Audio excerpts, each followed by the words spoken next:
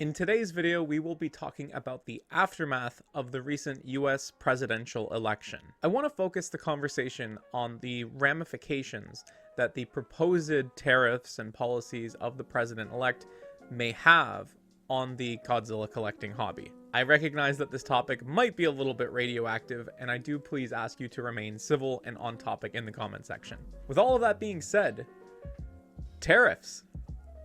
How do they work? There are other creators out there that can give you a much more extensive breakdown as to what tariffs are and how they behave, but in a short summary for the purposes of this video, you can think of them as a tax that's placed on certain imported foreign goods. And to clarify, because apparently a lot of folks didn't know this is a tax that is placed on folks within the United States. So, for example, when you hear that there are tariffs being placed on Chinese steel, what that means is that if you are in the United States and you import steel from China, you pay that tariff. The goal of the specific tariffs mentioned in the 2024 presidential election is to boost the economy by bolstering our industry and creating jobs that previously didn't exist. It appears that the tariffs mentioned in the 2024 presidential election include both major tariffs on Chinese goods specifically, as well as a broad generalized tariff on all imported goods from other countries. So what does this mean for those of us that collect Godzilla figures?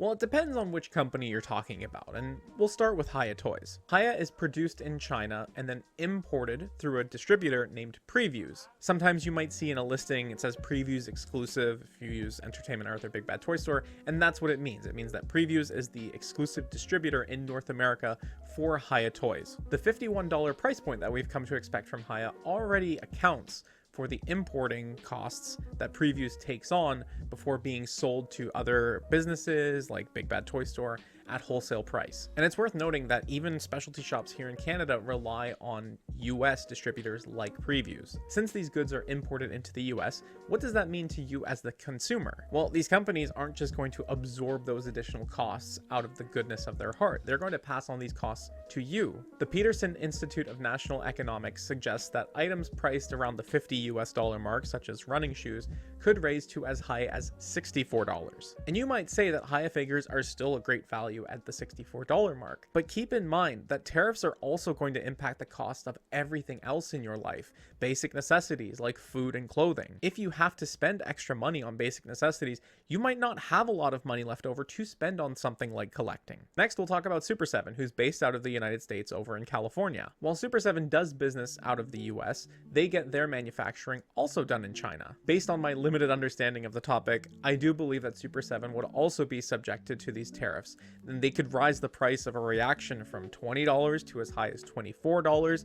They might raise the price of an Ultimates figure from $85 to as high as $100. Super 7 being based out of the United States does raise an interesting opportunity, however. If the point of the tariffs is to bolster production within the United States, could Super 7 shift their production to somewhere within the United States? Well, I think that there's a good reason that most of the big toy manufacturers get their manufacturing done out of the country over in China, because it's a lot less expensive to do so. While I don't believe that Super 7 themselves have the funds necessary to create factories capable of producing figures, I do think that if companies like Hasbro, Mattel, Lego, if they all banded together to invest and create some of these factories, you might actually be able to get goods produced within the United States. This might avoid some of the tariffs, but not all of them. Factories within the United States are still going to rely on raw materials such as plastic and metal for the molds. While China is the top producer of plastic in the world, the United States does appear to be second, and so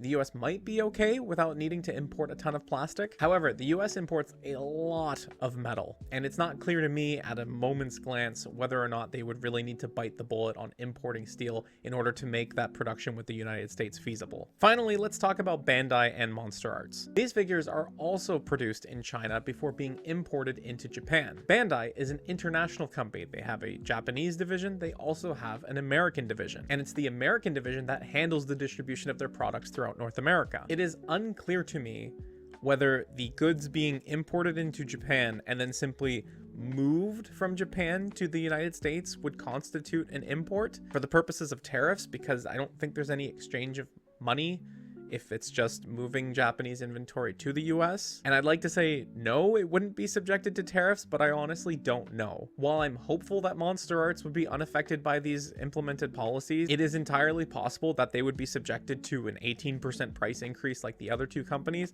and at that point I see a lot of US customers just jumping ship. At the end of the day, this hobby is becoming increasingly expensive, and that is due to both the increasing amount of product that's available and out there, but also just the rising costs of living and inflation that are always going up. While some folks may collect through to the end of their lives, I think for most of us, it's about determining that right time to stop. And the imposition of these new tariffs might force people to get to that point a lot sooner than they might have hoped. Obviously, the government needs to do whatever it takes to keep the economy strong and its people happy and healthy, even if that means we have less money to spend on these plastic figures. Whether you have confidence or not in this new administration, all we can really do is hope for the best and wait and to see what happens. That's going to be it from me, but I'm curious to hear from you.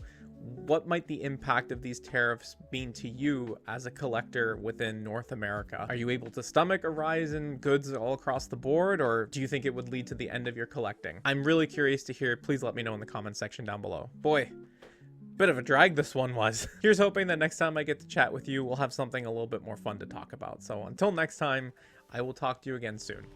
Bye-bye.